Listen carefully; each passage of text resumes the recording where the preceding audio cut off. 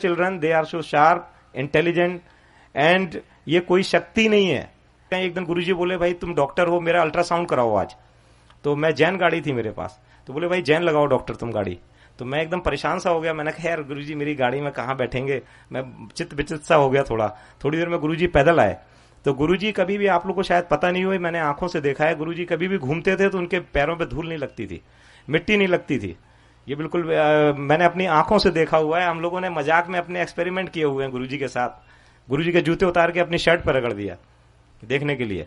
सोचिए आप, गुरुजी ने इतना ज्यादा, गुरुजी को कुछ नहीं, एक शुद्ध आत्मा चाहिए थी।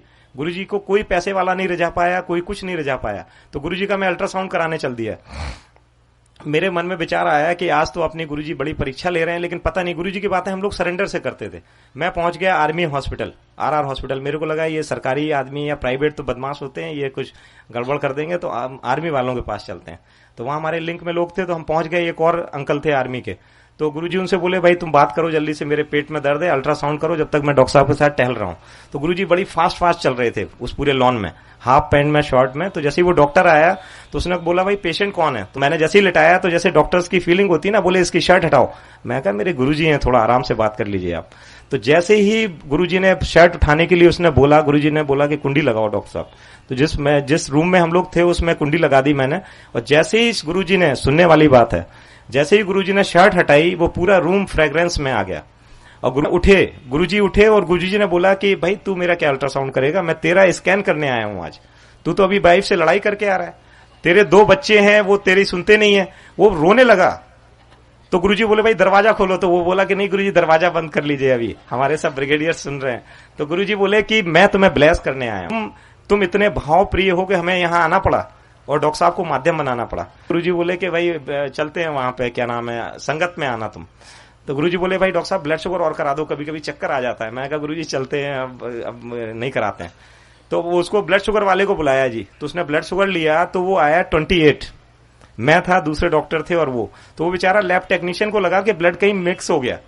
तो वो बेचारा बड़ी देर नहीं आया। तो उन्होंने बोला कि डॉक्टर साहब देख के आओ क्या चक्कर है। तो वो बेचारा परेशान था लैब टेक्नीशियन। 28 ब्लड शुगर था, जो कि सर्वाइव ही नहीं करता हमारी मेडिकल साइंस में आदमी। तो वो बोला जी कुछ सैंपल गिर गया था, इसलिए दोबारा दे देते हैं। तो गुरुजी को प्रिक कर रहा था, दर्द अपने हो रहा था। हमने कहा यार अब हो गया गुरुजी, हो गया, सब सही है बिल्कुल। गुरुजी बोले नहीं भाई लेंगे, भाई दोबारा लेंगे सैंपल। गुरुजी को प्रिक किया उसने और वो सैंपल लेके गया। अब ब्लड शुगर आ गया 22 और हम लोग फिर घूम रहे थे। गुरुजी बोले भाई डॉक्टर आज आइसक्रीम खिलानी पड़ेगी, देखो ब्लड शुगर कम आ गया। मैं कहा जी आइसक्रीम खाएंगे आज, क्या नाम है, इंडिया गेट पे। दोबारा किया तो 22 आ गया। तो जो वो व्यक्ति था लैब टेक्नीशियन, उसका भाव चेंज हो गया। वो चीज उस समय वक्त और परिवेश की बात थी और वो एकदम रोने लगा बुरी तरह। बोला जी मैं आपका ब्लड शुगर नहीं कर सकता, मैं इतना सीनियर टेक्नीशियन हूं यहाँ का, आर्मी हॉस्पिटल में मैंने अपनी जिंदगी गंवा दी, मैं अपनी साइकिल से चल रहा हूं, मैंने 1 रुपए की चोरी नहीं की और मेरे से आज ये सैंपल नहीं हुआ, इसका मतलब ये सैंपल हो नहीं सकता। रोने लगा। तो गुरुजी ने उसको सीने से लगा लिया। गुरुजी ने बोला कि आज के बाद तुम साइकिल से नहीं चलोगे, अब जब भी मेरे आश्रम आओगे तुम्हारे पास कार होगी और तुम्हारे दोनों बच्चे जो हैं वो एक डॉक्टर और एक इंजीनियर बनेगा। और आज के बाद तुम्हारी, इस वक्त के बाद ये तुम्हारी चीजें सब खत्म है। और विश्वास मानिए, गुरुजी ने उसे 15 दिन बाद बुलाया था और विश्वास मान के चलिए आप, 15 दिन के पहले उसको कोई उसका पीएफ का पैसा फंसा हुआ था, वो मिल गया। और उसके बाद वो कार से अपने बच्चों के साथ गुरुजी के आश्रम आया और गुरुजी, उसके बाद उसके दोनों बच्चों का सिलेक्शन हुआ। और वो बेचारा जो है, मतलब जब गुरुजी के आता था तो वो गुरुजी के ऐसे गिर पड़ता था, क्योंकि उसका भाव कोई नहीं समझ सकता। जो हम लोग 2-3 लोगों ने देखा था, सिर्फ वो समझ सकता था।